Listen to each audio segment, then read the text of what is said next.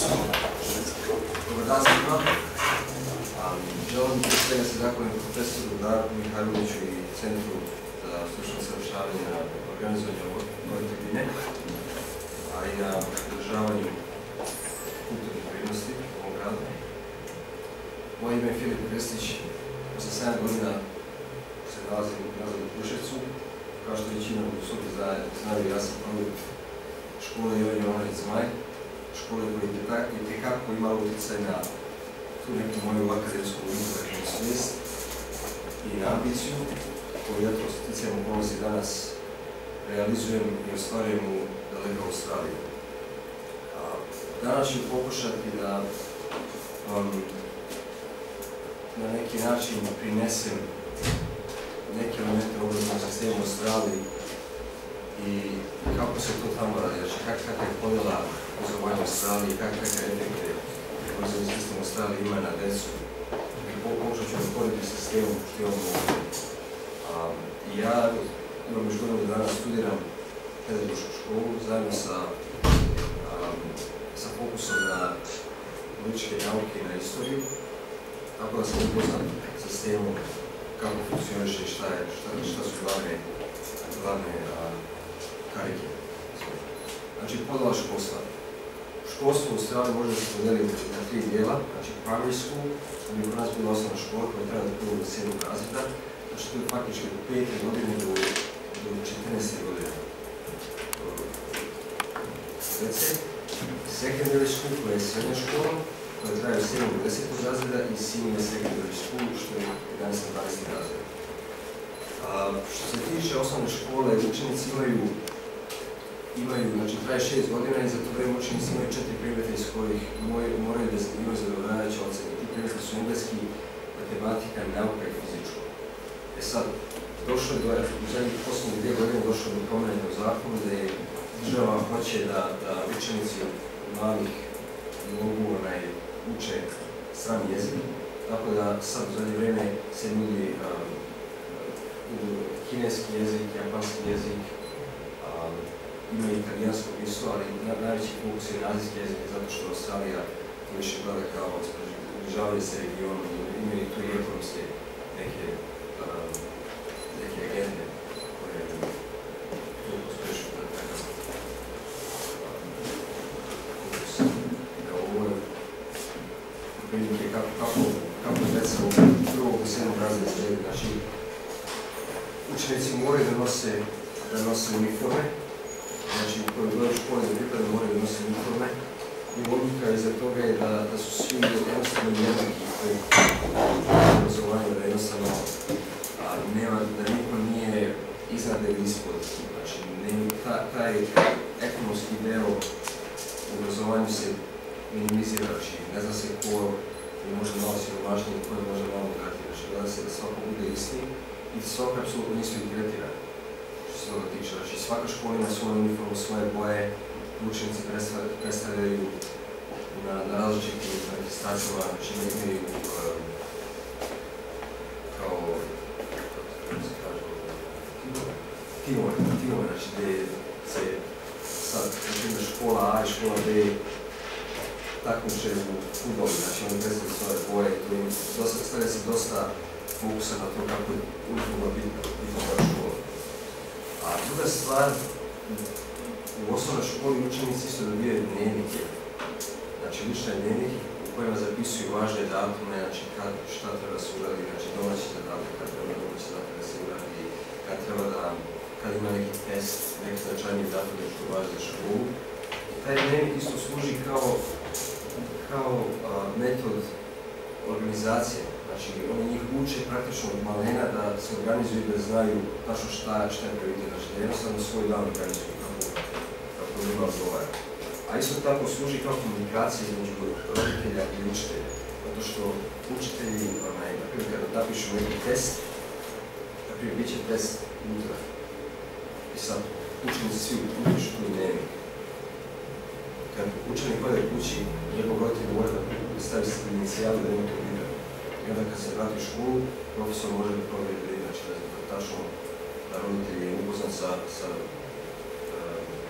napretkom, znači da tačno zna šta dijete njegovo radi, i tako, znači osnovna škola je faktički glavni fokus osnovne škole je organizacija i jednostavno to neko osnovno znanje, znači poređujem sa našom školom, mislim to je nebo iz zemlje, da se vode šta mi učimo u osnovnoj školi, to oni ne uče, znači kažem, ima 4 predmeta, dok kod nas u prosjeku bude do 10 predmeta u osnovnoj školi se uče, ali ovo je prilike učionica u osnovnoj školi, znači kako izgleda uopšte, znači gleda se opuštena atmosfera, kod nas bi ovo izgledalo kod je u predškolskoj ustanovi, ali u stvari ovo je znači osnovna škola, znači ovo su djeca 6. razred. I tako, znači gleda se da bude opuštena atmosfera, gdje učenik ima, učenik faktički ima malo veću slobodu u odnosu na profesora. Evo, u levom uku to je u biblioteci, znači zapravo mi prave različite biblioteke kao djeca, kao se zadovoljavaju i tako.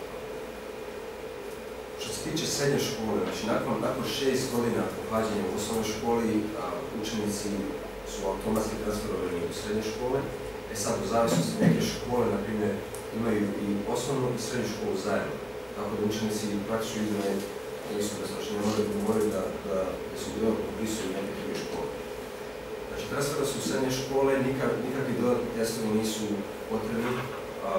Ako se učenik transfera u državnu srednju školu, ali ako učenik hoće da se upiše u neku privatnu školu, dodatni testovi moraju da budu ispunjeni i opet finansijska situacija mora se pogledati zato što privatne škole u prosjeku koštaju do $30,000 godišnje, u polubuću $15,000. Što se tiče državnih škola, znači nema plaćanja, jednostavno obrazovanje je tamo, kako oni znači sliku obrazovanja će da stvore. Obrazovanje je besplatno za sve. Znači svakom hoće da daje priliku da može da uspije da stvori nešto od sebe, znači ovo hoće. Ali opet imaju znači tu opciju, znači možete da svi u privatnu. Znači, sad podela srednje škole.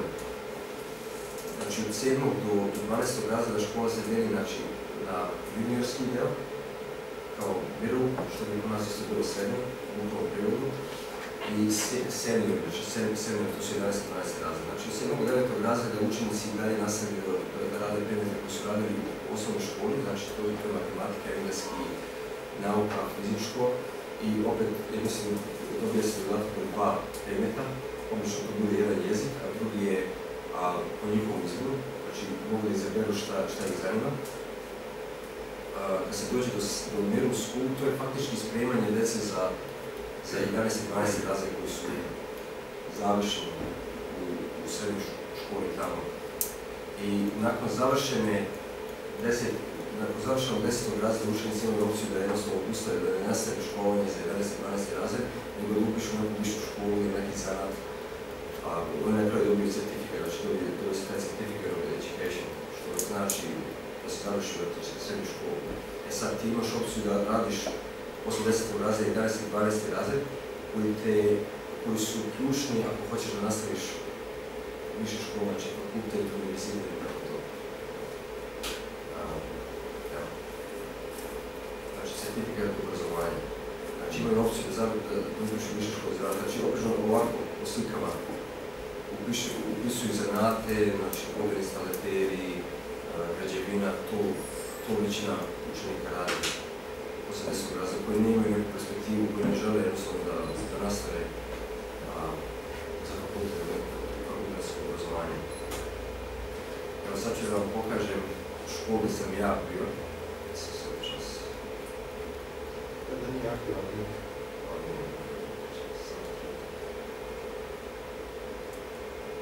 Ja mogu da...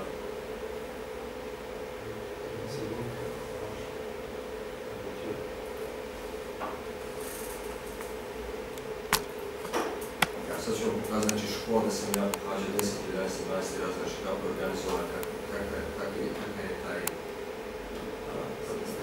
sistem, landscape, naše zgrade i sve to.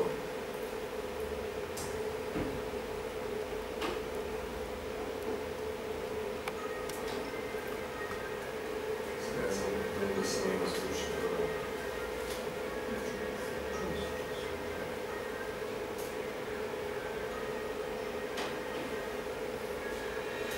Znači, škole su tamo podeljene po kućama, svaka kuća ima svoje ime. I svaka ta kuća ima svog kao direktora ili svog koordinatora. To je zbog organizacije, znači tako oni organizuju. Znači, na primjer, jedna kuća ima zeleni boje, druga kuća ima narančaste boje. I tako su djeca pojedine.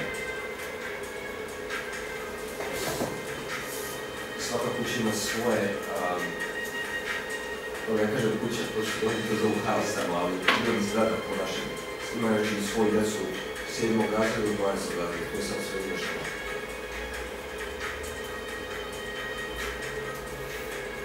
Ovako studenti imaju tim zgradama, mjesto da mogu da uče, znači u toku ovaj profesor je predaje fiziku.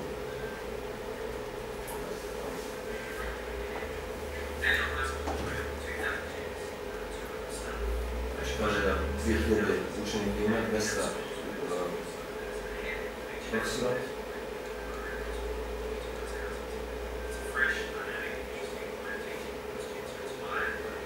Znači sad pričamo o multikulturalnom sistemu, znači kako ima različite nacije, kako on zdravo. Poštovni cijene, ovo je bio direktor.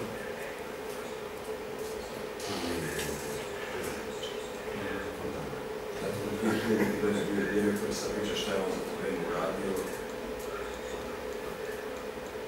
Pošto ta Ilija škola ima dosta problematičnu prošlost, dosta učenika je dolazili iz imigranskih familija i oni su prvi u početku ima dosta izgubila školu reputaciju i onda je on ušao i promijenio neke stvari i u cijelu školu jedna od najviših u regionu.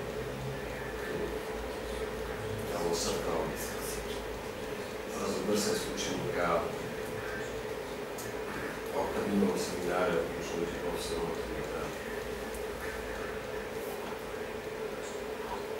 Znači kaže kako je glavni fokus da se obrazovanje personalizuje, da se fokusira na individualca, znači da je svako drugačije, da svako drugačije gleda stvari, da svako drugačije uči, da to mi kao profesori moramo da uzemo u obzir, znači ne ono... Samo sama priča kako je... Ovo su kao neki učenici koji su radili nešto, da tako će...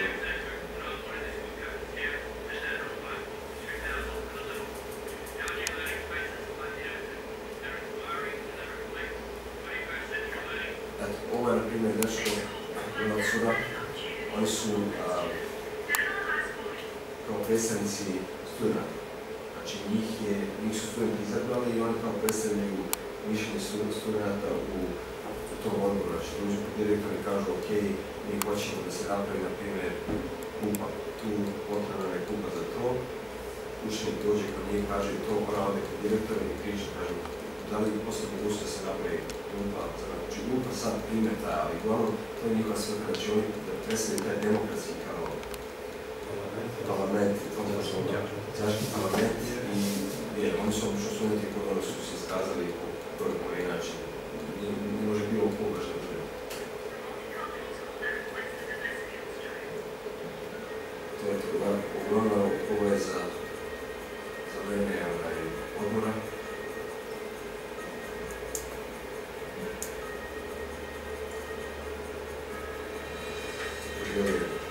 Znači škole su, sjećam se da su škole bile podeljene po cvetovima. Naprimjer, ja sam išao u školu koja se zvala Ljubičica. Ja to kad sam čuo, često bilo mi se nešto, ali opet, znači Ljubičica ima kao, kako se zove? Zombala je, znači sve se podaje po bojama. I u početku, ja kad sam došao, bilo mi zapravo čudno šta, kakva organizacija, ovo više ko zabavište nego škola. Ali opet, najkasnije ima, kad si u tom sistemu već dugo vremena, shvatiš neke stvari po čega se to radi. I organizacija je mnogo kvalitetnija, znači zna se tačno ko šta radi, ti direktori tih zgrada moraju da dođu, znači svake sedmice ima sastanak sa profesorom, sa direktorom i oni govore, na primjer, ok, mi smo to i to radili za ovu sedmicu, ovo planiramo da radimo za sljedeću sedmicu, mnogo je lakše da se koordiniše neka promjena u školi.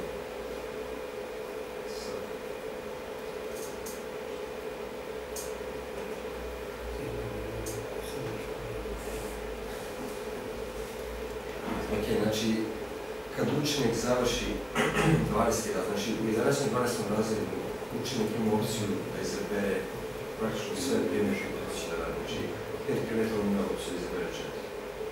A jedan predmet mora da radi, to je engleski jezik, to ne može da igra. Ali ostale predmete može sve izabereš. To je uvijek zanima, to se jedini interes za fiziku, može da izabere fiziku, može matematiku izabere, fizika je problema.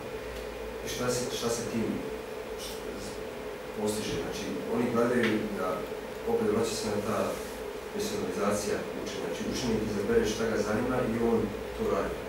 Znači, ako učenik sutra dana hoće da studira istoriju, može da izabere istoriju, može, znači ima više u društvenim naukama ima više predmeta koje spadaju u istoriju. Znači, imaš istoriju, imaš, sam ja bilo je isto kao Australian history, kao što je isto predmet, ali je isto, znači samo za Australiju se fokusira.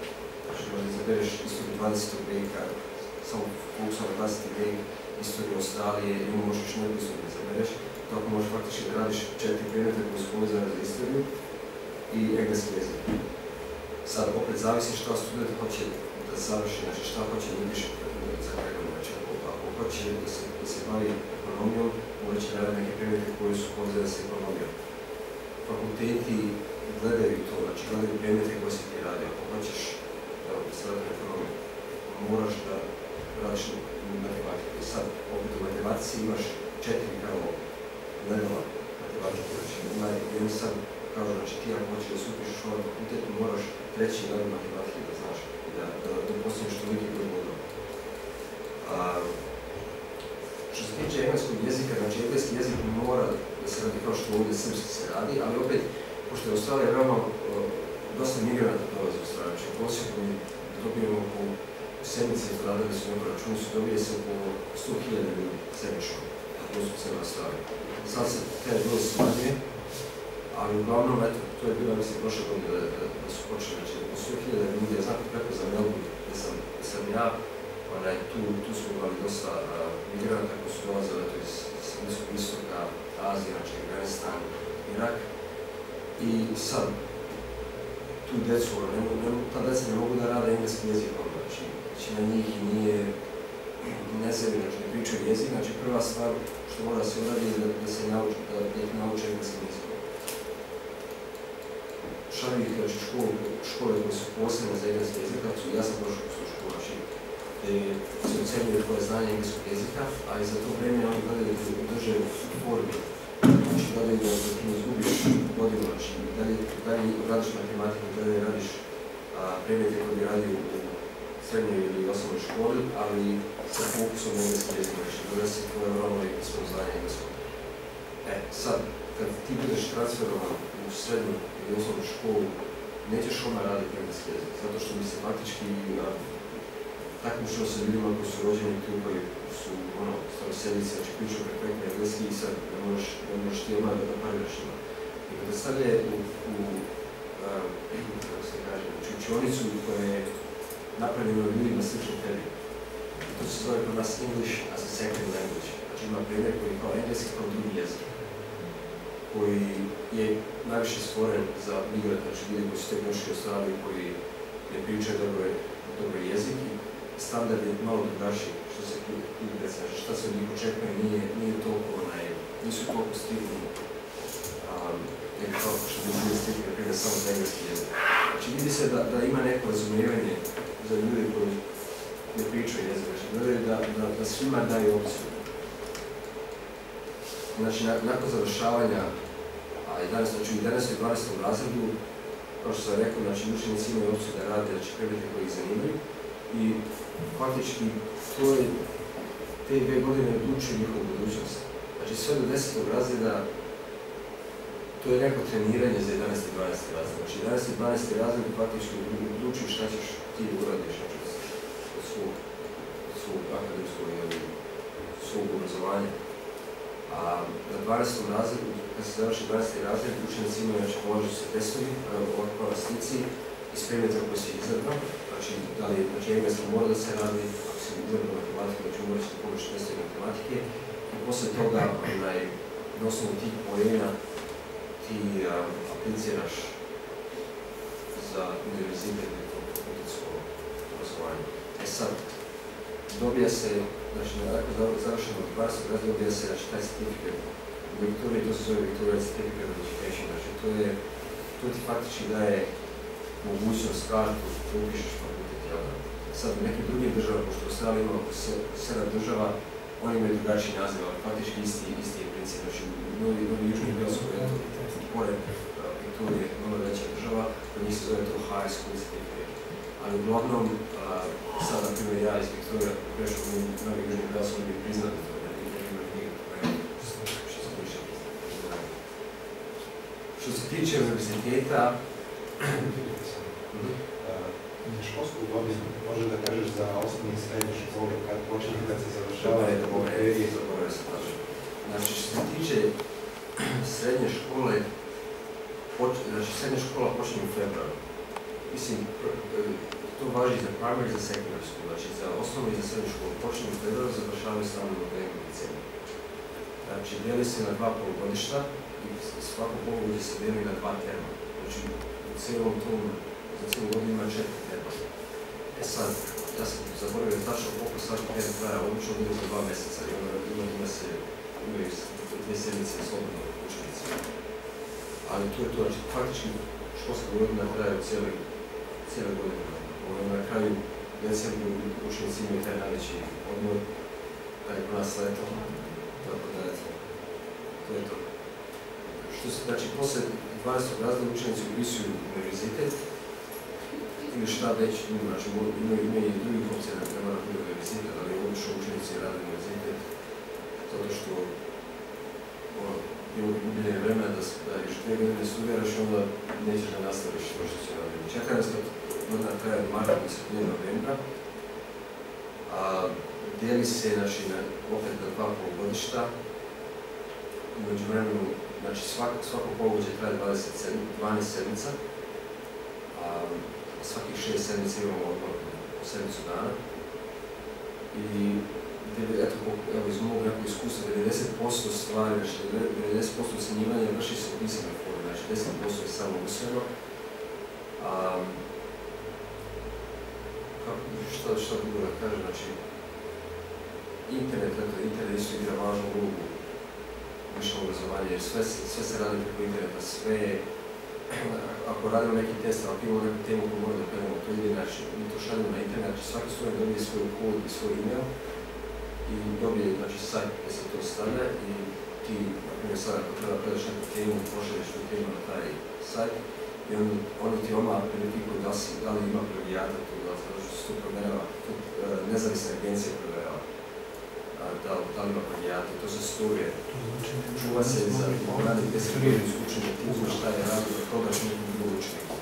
Zato što se uvađa na prvi proces da učenici, na primjer, koji su završili škole, uzmu dobre su ocjene dijeli, prodaju drugim učenicima svoje radove i drugi učenici prolaze.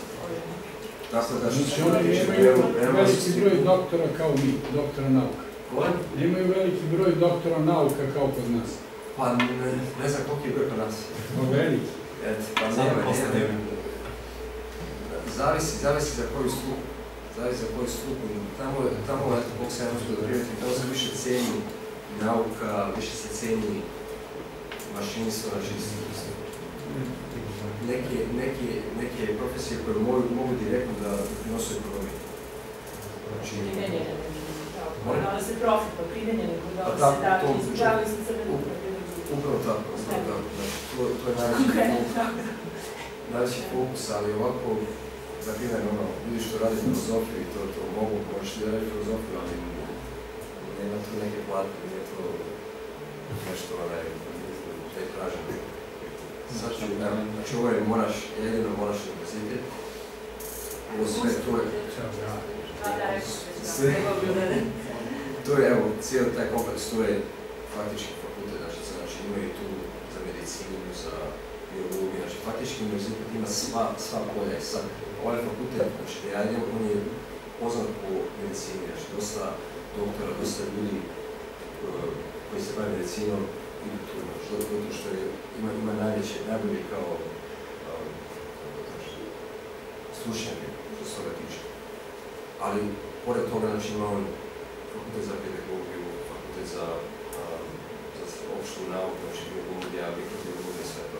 Znači, to je faktički mali grad je ono, ja u početku sam prije kad sam došao, izgubio sam se, trebao sam mapu da razumijem.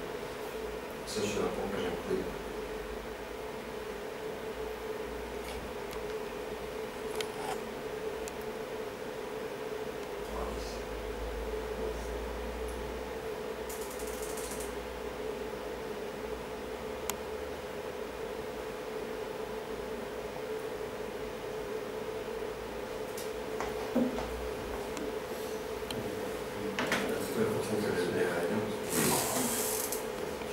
Znači, on pripadne različite tehnologije.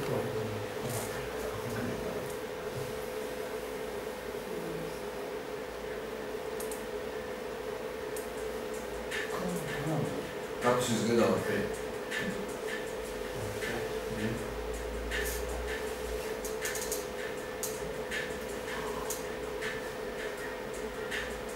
Znači, ovo je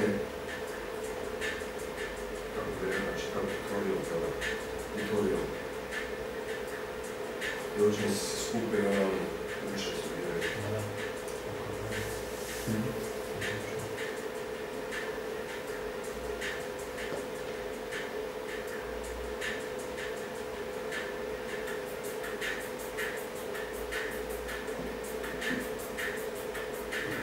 Znači, ovo je, na primjer, napravljeno baš za taj predmet, ovo što se tiče zemlje, znači istraživanje zemlje kore.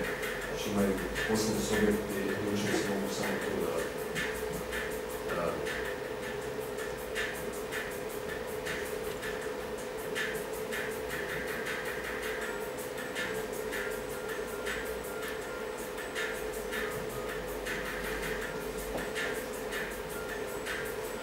Znači, fakultet isto daje internet, dođeš, kompjuter, sve što ti treba je tu. Znači, imamo mi na kampusu gdje sam ja, ima i bazen, kako možeš ono, ako imaš sakre na vode, možeš dođe da se okupaš. Znači, video link.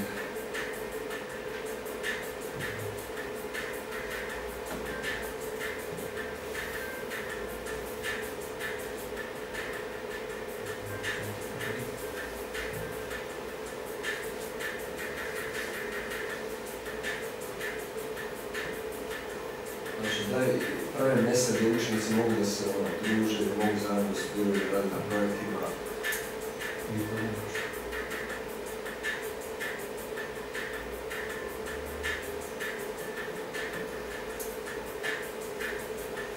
Sad svaka, znači sve što sam rekao, znači svaki deo medicina, nauka, pedagogija imaju svoju kao biblioteku, oni su sad specifični, svako će neki svoj stil napraviti, tako da.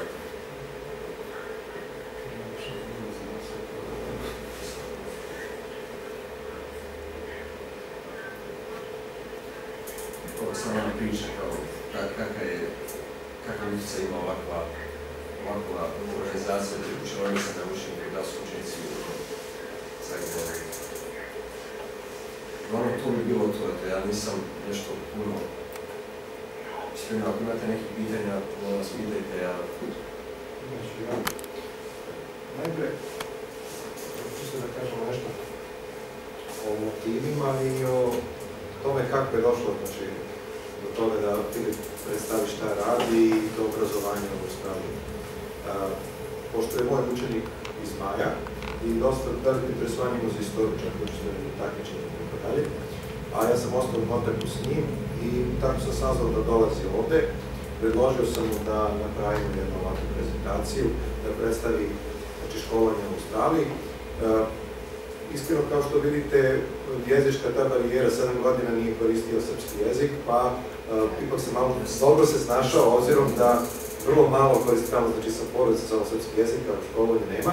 On se vrlo dobro snašao bio je u Španiji, pa opet drugačije, bio je malo u Bosni sad ovde i sve to, i veliki broj ljudi koji su odjednom krenuli, znači da ga pitaju jedno, drugo, treće, sve to uticalo, ali on je ipak, znači za vrlo kratko vreme, ovu prezentaciju pravio sinoć i jutros, za vrlo kratko vreme ja sam iskoristio, znači... Ja onda pravim neka, kako kaže, ekskizijska. Izgubljenje, da. Tako da je... Dao sam koliko sam mogu, znači da vam prinesem nešto tako kako je, kakav je život tamo, kako je to obrazovanje tamo, ali ako imate nekako slično pitanje, da vas pitate, ovo je ipak površno... Specijalnost, znači šta ja radim tamo? Na engleskom jeziku, to se zove double degree, znači kao dupli fakultet, kao uporedo radim dva fakulteta. Znači prvi je, se fokusira, znači bachelor, da se kaže, bachelor je fokus mi na istoriju, odem istoriju na politikologiju. Ti si poštenje. To je jedan, a drugi je pedagogija, znači kao što bi ovdje bila učiteljska, samo što mi je fokus na srednju školu. Znači sa ovim predmetima što radim iz prvog fakulteta mogu da iskombinujem i da... Time se bavim, ja to imam još godinu dana, to je cijelo godine, traje 4 godine, još godinu dana imam da to završim. Kasnije ću vidjeti, ja sam planirao da radim magistraturu, masters. Koliko godina da vam traje postdiplomski studij, kako da se stigmati završati? Pa 2 godine. Mogu, na kraju još može zgoditi da završiš, ali magistratura traje 2 godine. Sad, ja ne znam da ovdje imate ONES. Smo pričali, imaš magistraturu, imaš ONES. Sad ja ne znam. Ovdje je master godinu dana, a specijalista može da bude godinu ili 2. Mi magistraturu više nemamo ovdje. Sad se zove specijalističke studije. 2 godine. Ono tamo znači, kad ja sad završim bachelor, znači taj osnovne studije, imam 2 opcije, mogu da radim ONES, mogu da radim masters. Sad, ONES je isto, traje godinu dana, specialistički, ali taj više, ONES više koristi ljudi koji se bave, znači, naukom, koji više biologija, medicina, ljudi koji istražuju, zato što je, on se više fokusira na research. Masters je kombinovan, znači imaš dosta, možeš da je pišeš, znači možeš da imaš normalne časove, a isto da radiš sa strane istraživanja. Tako da je to konac. Lepo bi bilo da kažeš kako izgleda praćenje i napredovanje studenta, ocjenjivanje i razlikuje se od naše ocjenjivanja. Znači, osnovna škola je sve studij. Da. Pa kao što sam rekao, znači sve je u pisanoj formi, znači 90% ocjenjivanje je u pisanoj formi, 10% je oralno i to 10% je u tutoriju, kako se kaže, tutorija prva. Mentorstvo. Kako kod nas funkcionaš? Znači imaš sad čas, ideš na čas, znači i predavanje i sad imat ćeš, na primjer, u toku te sekcije imat ćeš samo čas za taj primjer gdje 10 ljudi se skupi. Kako? Dodatna nastava. Dodatna nastava, da. Nije dodatna nastava. A mentorski rad? Mentorski rad, ja, mentorski rad se da. I to se ocjenja, znači 10%, znači ti si, kad si tu sa učenicima, profesor ocjenjuje i gleda kako, znači da li ti prakse. Ja znam kako mogu da ga poredim sa dobro, znači tu se ocjenjuje taj 10% što ti radiš, znači šta je. Što misliš da je malo i ipak mislim da je dostupno nekada kad se nemaju sve nekako testu? Pa ja mislim da treba da se poveća, ali opet, ono, šta znam. Ovo je možda malo sistematičnije što kažeš neko neopisivanja, sve je kodirano, sve je jasno. I opet na neki način što se tiče fakulteta, ne može sad bilo ko na fakultetu. Znači, pogotovo oni su to kreirali baš da bi minimizirali priče jezik dobro, znači da ne može baš bilo ko dodati. Znači, ti ako pismeno, ako ne znaš pismeno, zato što je pismeni rad mnogo teži nego usmeni. Usmeni rad može da se stavlja, može čovjek da shvati što može da kaže, što može da se reći, ali što se tiče pismenog rada, tu već može da se vidi, znači sad kad možeš da šati, može da vidiš da li čovjek da li zna da pisjeća jezik, znači u gramatici, u korištenju reči, u uopšte edukaciji, upravo to. Ali, mislim, trebalo bi da poveće malo vežba se komunikacija, prosto da ćeš profesor ti moraš da imaš tu jednu verbalnu eleganciju. Pa treba to, ali kod njih, evo, baš kroz se kući sa Darkom, ne. Znači, kod njih nema uopšte nekog forsiranja sve opušteno, znači, hoćeš da ideš, možeš, ako nećeš, nikog ne interesuje, ali on zna da će da ti sad spomenuo što se tiče tesova. Na primjer, što se tiče ispita, nije kao ovdje, imaš tako majski, oktobarski, šta je znam, nego dobiješ, kad počneš, znači u martu, kad počneš godinu u martu, dobiješ tačno datum i kad, šta treba da predaš. Znači sad imaš test za 2 sedmice, to se tad mora se predati. I to se predaje, kao što sam rekao, online. Znači nije kao da li ću da sad dam rokove, znači tad je datum i... To je plan rada, mnogo se strategičnije. Sad ti, neće ti profesor dođe sad do tebe da kaže, kao predaj radi, mora da predaš to, ne interesuje to. Ako ne predaš na taj dan, ćeš 5% ocene, i onda svaki drugi dan što taj rad nisi predao, imaš 3%. Maksimum možeš 14 dana, da ga predaš, 14 dana. I onda na kraju njemu kaže, ne moraš da ga predaš, zato što si gubio. To je slušno što je jedan da stano moraš imaš znači plan rada, a ovako da nas ostane zapravo, to možda ništa se ne uči kako uči da... To sam primjenio naše, sad kad imate i osnovnu školu i srednju školu, to je sve neko treniranje, znači oni se malih mogu spremaju za život praktički.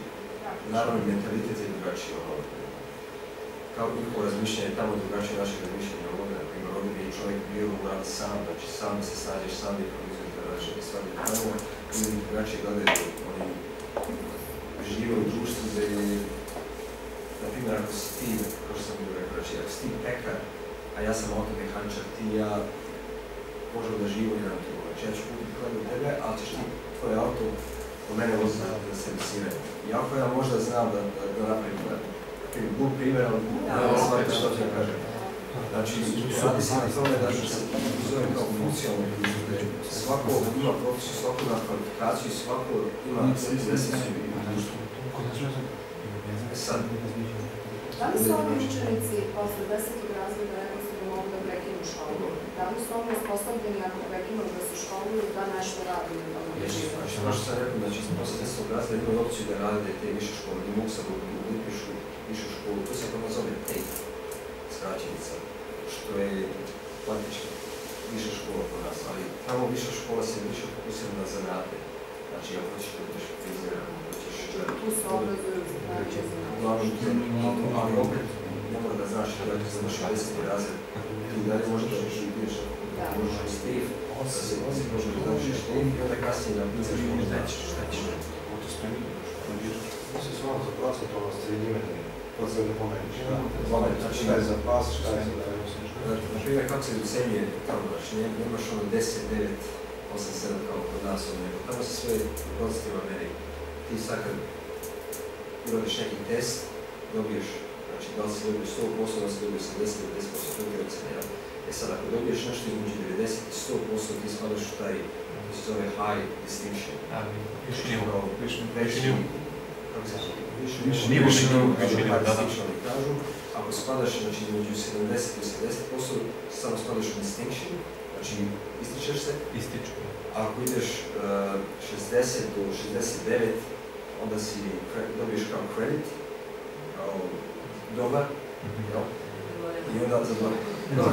Nije dobar si kao standard, ali ako ideš dole, na primjer 50 do 59, onda si spadaš u pas, znači samo si prošao i osim toga imaš fail, da si pao i posle imaš još jednu kategoriju kao non-graded, kao nisi predao, ili jednostavno nisi što da si predao, sve se tako.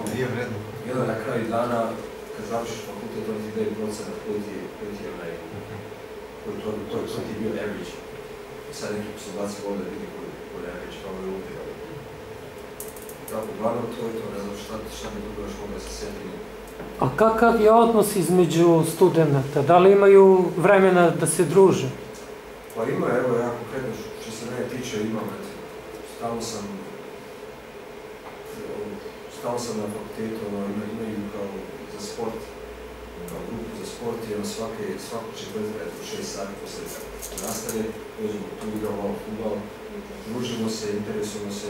Znači, stvorili su takav sistem gdje možeš šta god hoćeš da radiš. Znači, oni imaju neke klubove kao studentske klubove, koji su stvarno smiješni. Ja se sjećam, svaki godin imaju kao promociju tih klubova. Sad, na primjer, ima klub Mickey Mouse. Sad, svako ko voli Mickey Mouse-a može tu da dođe da se druži. Ima klub čokolade, znači svako ko voli čokoladu može da dođe tu da se druži, što 10 delu u Srbu šta je za čokoladu. Imaš klub Srba, na primjer, ja znam, znači, nema Srba, ima samo Balkan. Tu su mi malo, ali za Balkan, na primjer, gdje se, znači, dođu Rumuni, dođu Bugari, znači, družimo se, malo pričamo, zezamo se, slušamo našu muziku.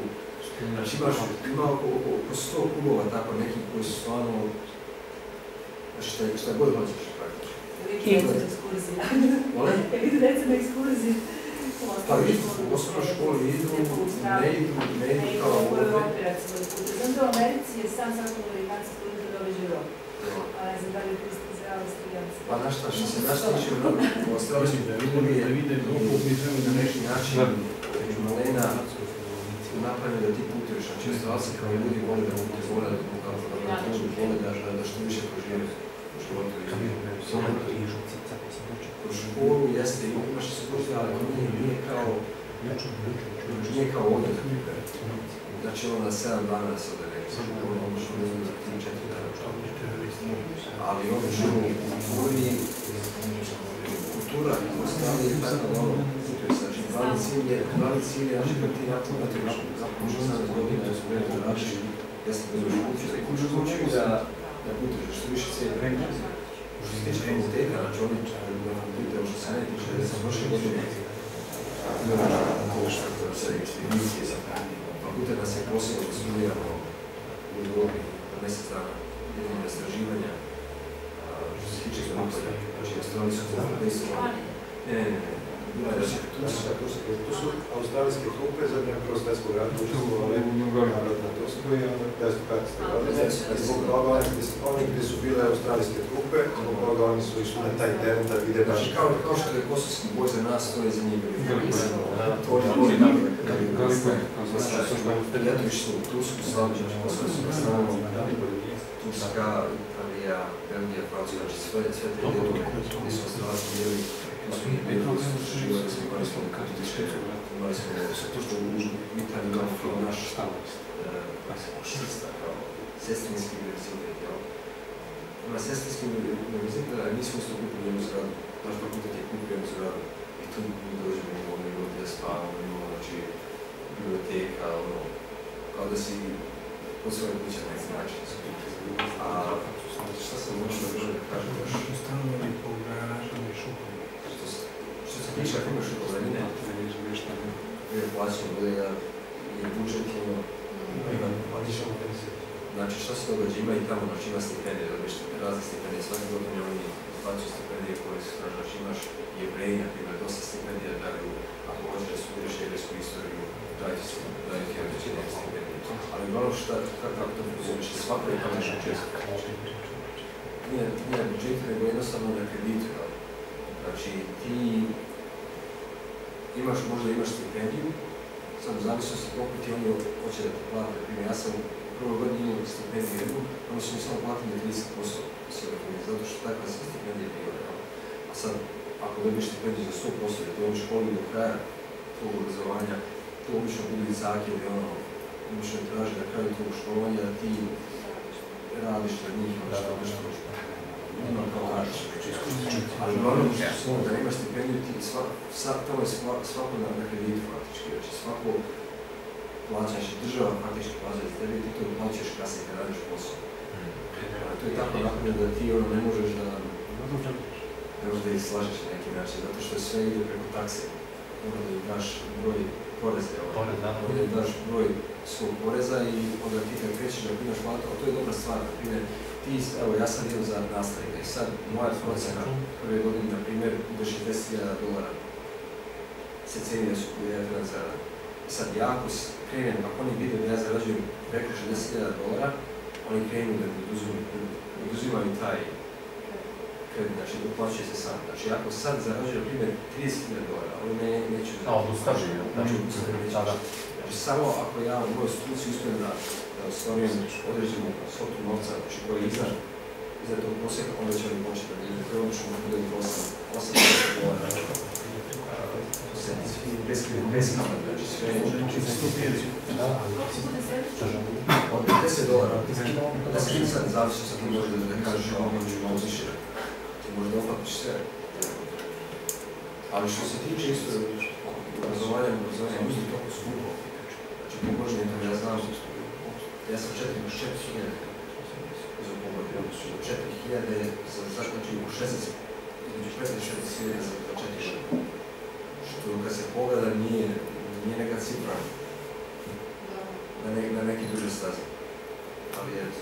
Ali uglavnom daje ti što više opcija, što god ti hoćeš, imaju oni država daje, na primjer, povlastice ako se u državi traži, ako je manjak, na primjer, doktora, država će da stvori stipendije samo za doktore, samo za, znači, ljudi koji hoće s njima se baviti. I onda ti ako hoćeš da budeš doktor, dobit ćeš što će države reći, stimulancije,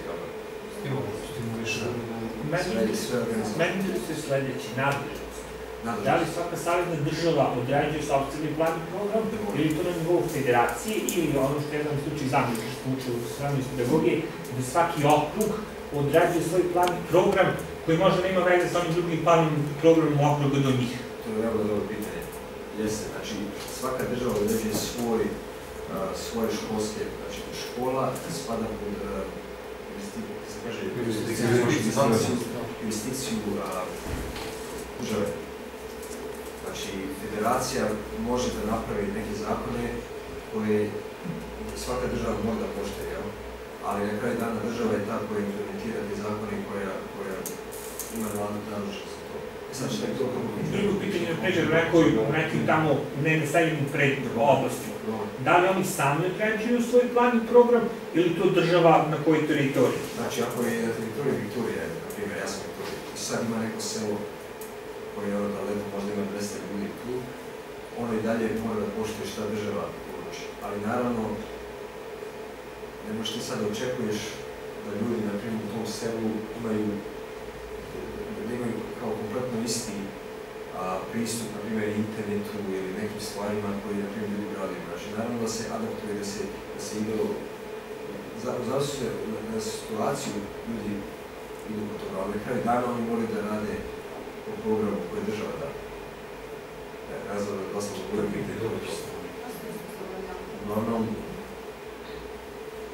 zavisi od situacije, ali opet na kraju dana presudne, na primjer, iz tog sela, da su glavni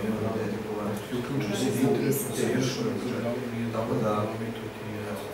A mene zanima da li u Australiji ima recimo kriminala, alkoholizma, droge i koji je stepen u školstvu? Da li ima među... Nasilje. Slušajte, zavisi do škole.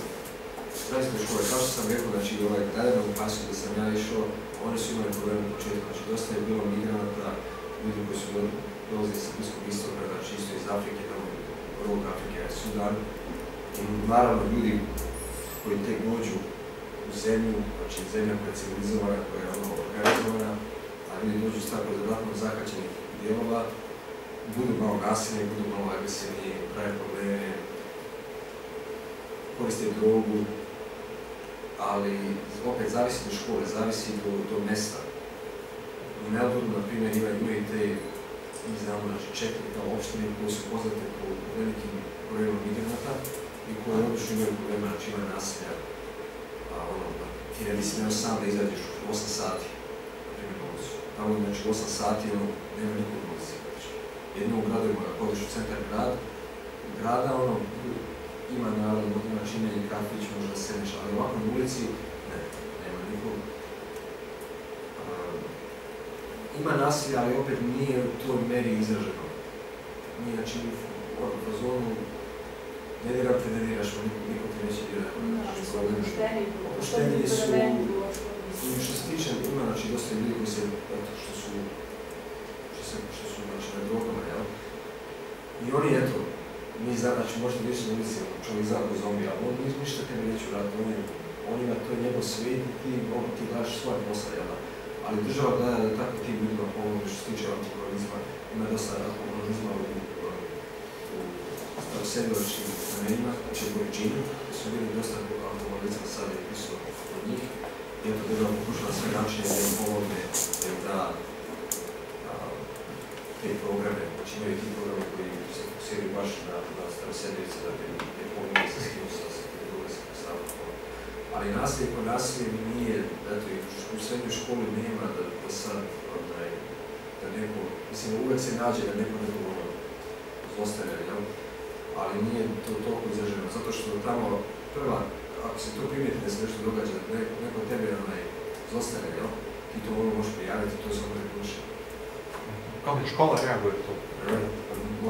Direktor može da izgubiti posao ako ti, ako na primjer student je bio silovan ili šta ja znam, nekoga je kontaktirao. Događalo se slučaja da je učenici počeli sa ubijstvo i to je naš ime sad i ovaj Sabor, to je preko interneta što rade. Da ih zostavljaju preko interneta, svakakve stvari im pričaju. I naš jedno dete učinilo se ubijstvo i onda je naš direktor je bio šta si ti radio u školu, šta ti nisi znao da se to događa u školu, zato što se poslije postavilo da je bilo više slučajeva.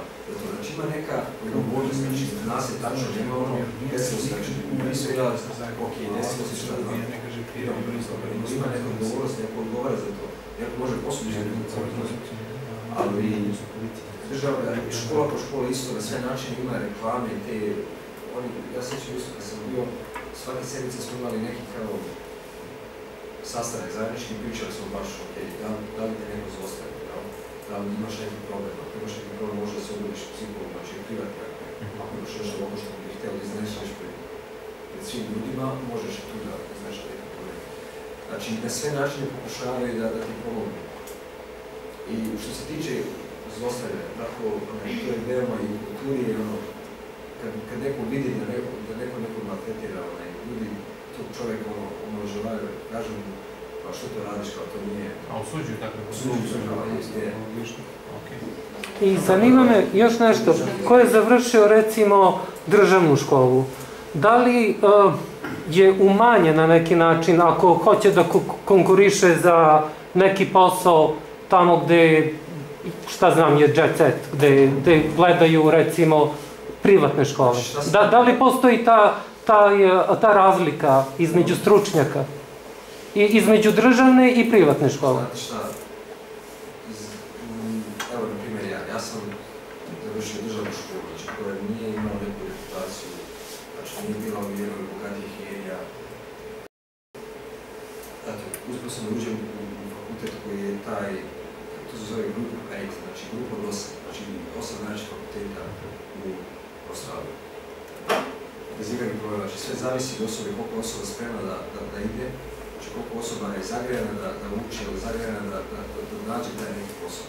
A što se tiče te neko drugih gleda, na primjer ti završio državnu školu, privatnu školu, jeste, ima nekad gledaju ovo privatna škola, ima poštuju cijene to, ali opet na kraju dana zavisi kako znanje, znači da li si ti sposoban da uradiš taj posao.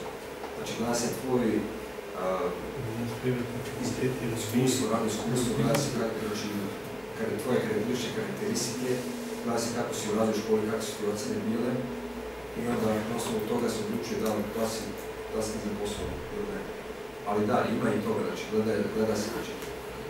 Kaže da si private school, da si ispirao u školi, jeste malo drugačije gledaju, ali opet na kraju dana sve zavisi.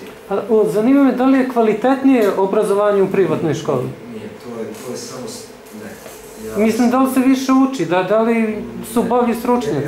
Razlika može da bude što se tiče resursa, znači resursa što ta škola može da učenica, znači možda oni imaju veće neke resurse, veće, ne veće, nego manje, na primjer, učionice, možda budu po 10 učenika. Znači, faktički kvalitet, navodno kvalitet obrazovanja bi se trebalo povećati, ali opet radili su neke analize i rekli su nema nikakve neke značajnije razlike ako ideš u privatnu školu, ako ideš u državnu školu. to je, privatne škole su u zadnjih 20 godina isto kao postale kao hit.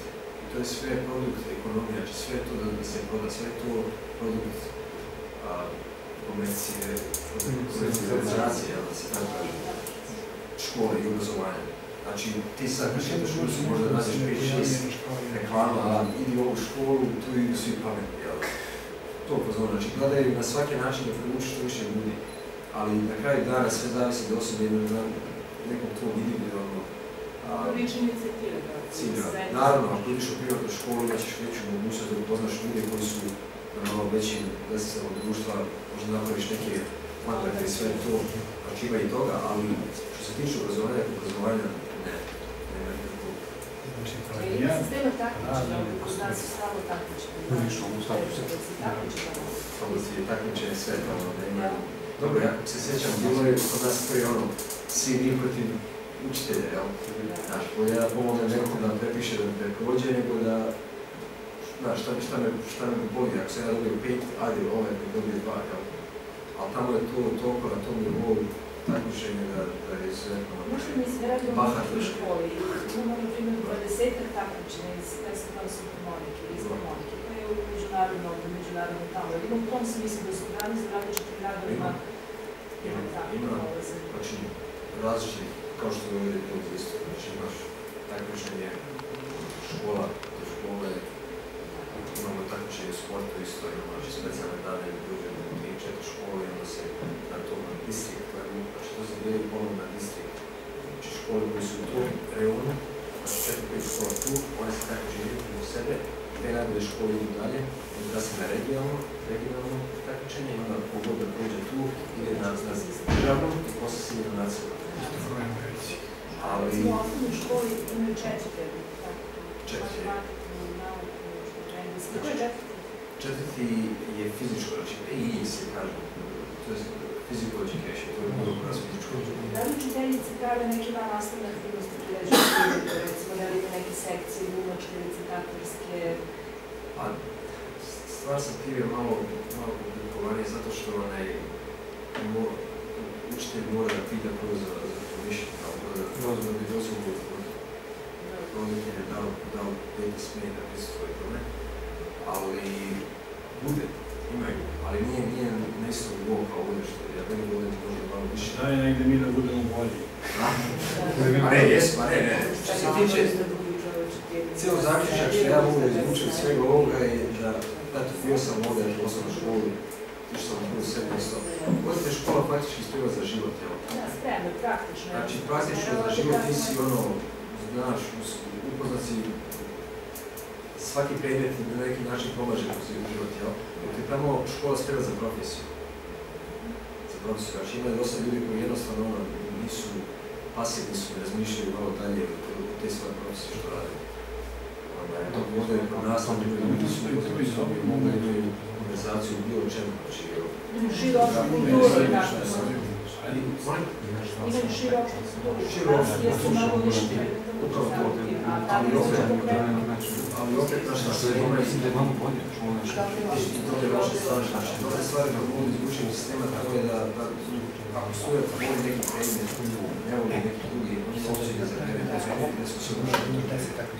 Znači, on neće sad izgubiti nešto na puno, ali opet dajemo mogućnost da se usavršili nešto što baš voli. Da li su, na primjer, nastavnici koji su uspešni kroz praktične drugi način, da li imaju smisliš napad kroz povećanje plata? To sam mislila kako će vidjeti.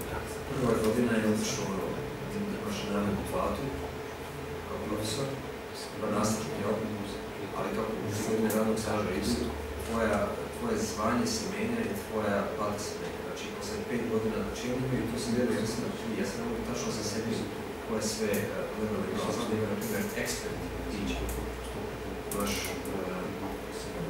leading teacher, se zove vodeći teacher.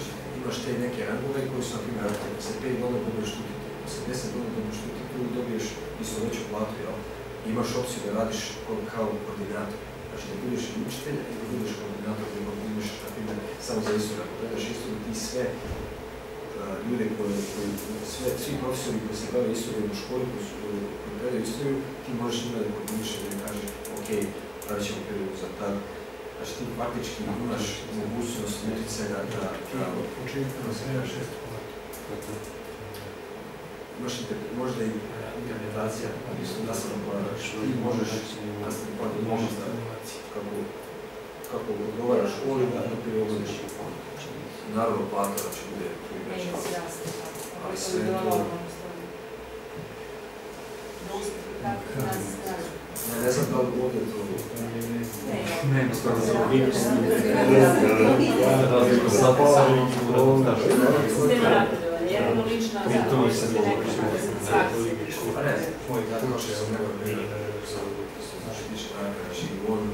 čovjek se fokusirao na profesionalno švica, čovjek se provede u životu. To, na primjer, tamo da radi, to bi 10 puta više bilo ocenjeno i više bi ljudi ne građali to.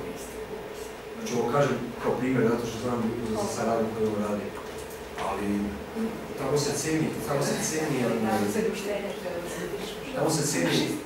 rad. Znači, radiš Šta treba u Australiji da posjeduje osoba da bi bio ministar prosvjete? Pa naravno, trebalo bi da ima neko obrazovanje u tom struci.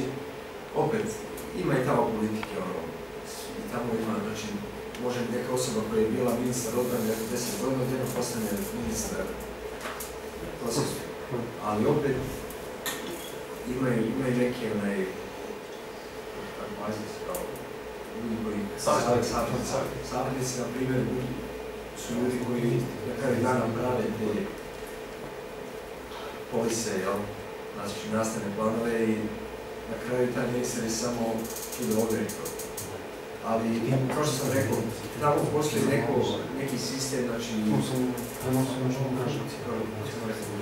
neko mora da odgovara, svako mora da odgovara za svoje reakcije.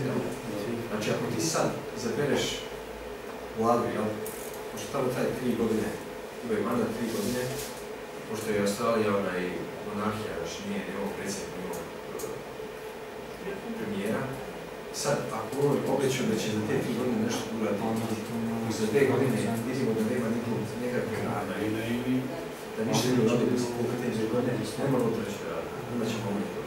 Znači, ljudi idu na ulice, nema na ulice, referendum se drži i ide se na izbore. Prevremene izbore. Demokratija, znači, u bukvalnom smislu i to, tačno se zna šta ko radi, znači, svako odgovara, svako... Veoma su znači, procenti su tu, sve fakti su tu, gledaju maksimalno da ti stave šta su radili, šta hoće da uradi, kako hoće da uradi. Znači, ima neku, znaš koga možeš da kritikuješ, zna se koga.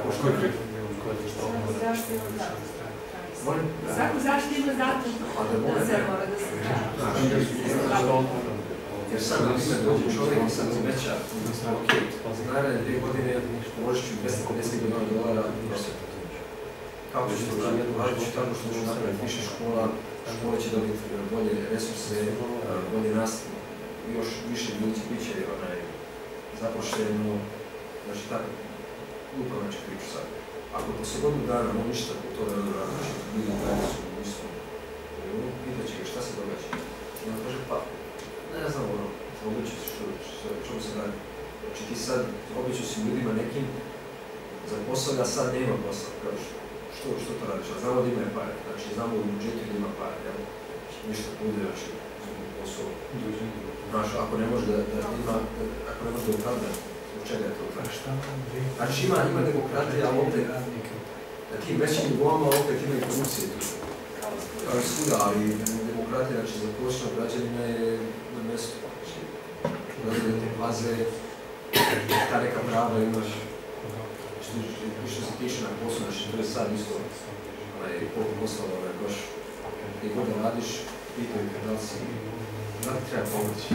Znaš, neko bude iz veze, znaš, dođe ti sad čovjek i kaže, si okej, si dobro. To pitanje sad, znaš, sam sad, a ne, dobili smo kao pismo, dobili smo svakog mjeseca substacije kao, ako imate neki problema, kao pitaj kolegu da li je dobro, znaš, pitaj, ako Znaš, te neke stvari što su nama smiješne, a u stvari imaju neke pozitivne efekte. Znači, poslodavac može da ti psihijatra plati, može da ti plati ako se povedi na poslu. Opet on ne pazi na to. Zavisi kakva povreda može da budeš na pošti, isto što se opiše. Znači, pazite maksimalno da ti imaš neka prava, nisi ti samo To je trudničko bolovanje, pravo zakon za vantu prema ženama, u smislu trudničko bolovanje. A jesu, prema ženama gotovo. Ne, što se tiče trudničkog bolovanja, to je sad pre godinu dana je donet zakon baš za trudničko bolovanje i žene imaju situaciju mora da je čuvar pravo mjesto godinu dana.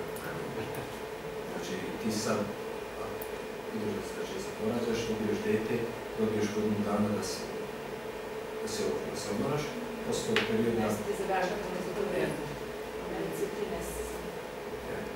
I dobiješ određenu svotu mjesecu, ti dalje regularnu platu primaš i... 100%. Sad nisam sigurno da li je 100%, ali uglavnom znam da se prima plata i znam da ti još država da neke životne subvencije. Sad, u zavisnosti isto koliko djece imaš, što u Australija se dugo govorila sa populacijom, da će ti prepolaž namježno kinetka svijeta, ali samo 23 milijuna stanovnika, koji je želno malo. Šta su radili? Gledali su da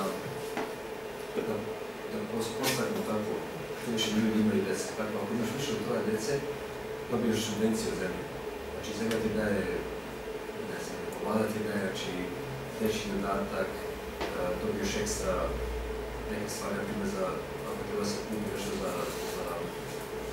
obrazovanje, znači, kad ti šta ja znam, država će to dati. Ako imaš, na primjer, 7 djece, dobiješ besplatan auto, dobiješ kombi. To je sad malo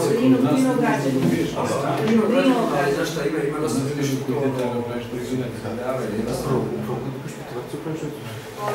Šta si dodala sad? Evo sad konkretno u zadnje vrijeme ima dosta ljudi koji dolaze iz zemalja Bliskog istoka, znači Afrika i šta su oni shvatili? Oni kad dođu ovdje, pošto je socijalna zaštita, socijalni dodatak u zemlju jako. Oni su shvatili što ja da radim? Što ja da radim? Ja mogu da ležim u kući, da igram igrice, da se vezam. I to rade, znači uzmu prave, znači imaju velike familije, znači po 7 djece, između 7 i 10 djece, dobiju subvencije, dobiju besplatan auto, nije auto, nego kombi za djecu. Opet što se tiče petrola, znači gorivo, opet može država će dati procenat da im se... Znači imaju subvencije, pazi. Oni time i malo kasne za nama, mi smo imali to za vreme Tita. Ne vole, sad tamo vidiš preočuju šta se događa. Ali uglavnom, ali opet našta je zavisi i sad koja vlada dođe naš, imaš tu vladu. Restriktivni je ono, nisu njoj nabili, tačno znaju šta se događa. Uglavnom sposobno šta drugo mogu gledati. Hvala, pa si sve objasnili. Da, znači i sad ovo sam se zaboravio šta se. Nije, znači, dosta mi se događa na ono razmišljam na engleskom i sam mora da prevedem. I onda kad prevodim, ono bude bukvalan onaj prevod, jel? Ali znam dosta riječi da... Šta ćeš? Hvala vama. Hvala svima. Svoje vreme. Mislim da ste nešto saznali za ovo. Ako nisam, možeš se...